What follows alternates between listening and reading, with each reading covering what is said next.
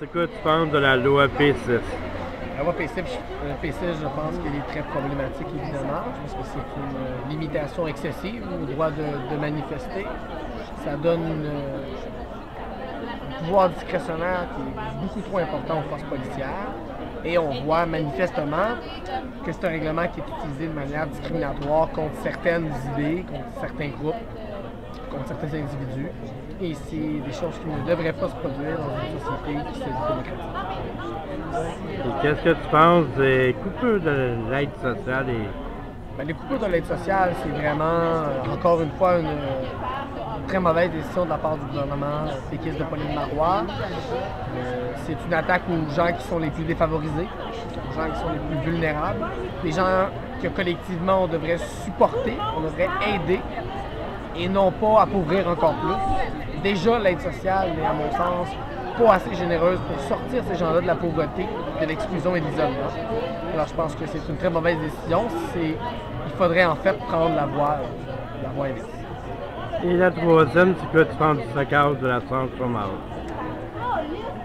L'assurance emploi, c'est un autre scandale, en fait. Ça montre le désintérêt total du gouvernement Stephen Harper pour la réalité des travailleurs et des travailleuses, et je dirais particulièrement des travailleurs et des travailleuses du Québec. Il faut se rappeler que le chômage, ce n'est pas une réalité individuelle, c'est une réalité collective.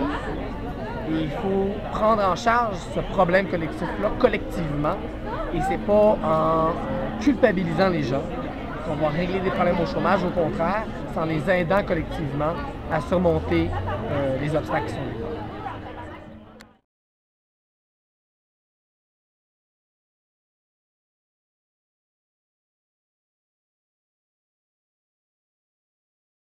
Bonsoir Alexandre. Bonsoir. Qu'est-ce que tu penses de la loi P6? Du règlement P6. Oui, règlement, pardon. Bon, s'il y avait un fan club du règlement P6, je n'en serais certainement pas membre. P6, c'est un gros problème, notamment au regard de la Charte des droits et libertés, qui reconnaît le droit d'association, le droit d'expression, et P6 restreint de manière assez importante ce droit-là, qui est protégé par la Charte québécoise, la Charte canadienne également. Donc moi, je m'y oppose en tout point.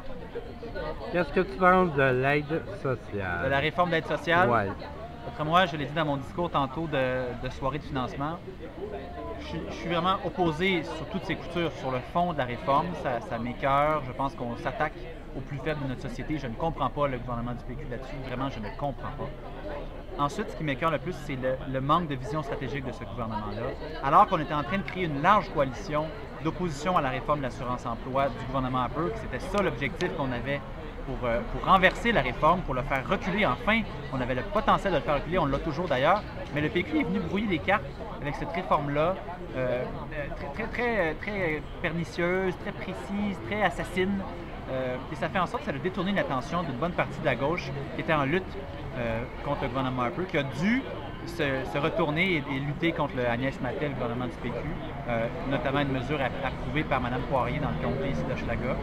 Et moi, je trouve ça absolument désolant sur le fond et aussi désolant en termes de manque stratégique de vision. Qu'est-ce que tu penses du saccage de l'assurance chômage? De l'assurance emploi? Oui, nous vivons dans un pays qui est en train de changer, mais vraiment changer sur toutes ses coutures. Le Canada, tel qu'il a été bâti par, entre autres, le gouvernement Trudeau, je pourrais même inclure là-dedans le gouvernement chrétien, n'est plus, il est mort. Ce Canada-là est disparu, il est dans les livres d'histoire. Nous vivons maintenant dans un Canada conservateur, le Canada de Harper, qui ressemble beaucoup aux États-Unis de M. Bush. Et pour une large portion de Québécois, je pense, et de Canadiens, si ça se trouve, ce Canada n'est plus représentatif de notre aspiration collective, et particulièrement au Québec, alors que nous avons toujours eu une tradition, en tout cas dans la gauche, de république, où ce que nous voulons nous débarrasser de la monarchie constitutionnelle, nous débarrasser du fait que ce soit une souveraine qui représente Dieu sur terre d'un autre pays, de l'autre côté de l'océan, qui est notre chef d'État. Ce gouvernement-là, donc, est en rupture totale avec les aspirations collectives du Québec, et plus tôt que tard, il faudra s'en débarrasser en faisant du Québec un pays, en faisant du Québec une république.